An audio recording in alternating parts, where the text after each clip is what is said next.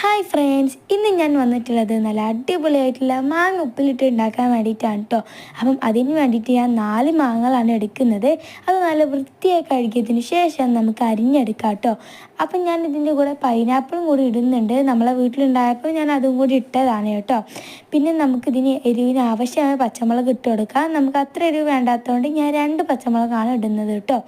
പിന്നെ ഞാൻ ഇടുന്നത് വിനാഗിരിയാണ് കേട്ടോ. വിനാഗിരി നിങ്ങൾക്ക് ആവശ്യമുള്ള അത്ര ഇട്ട് കൊടുക്കാം.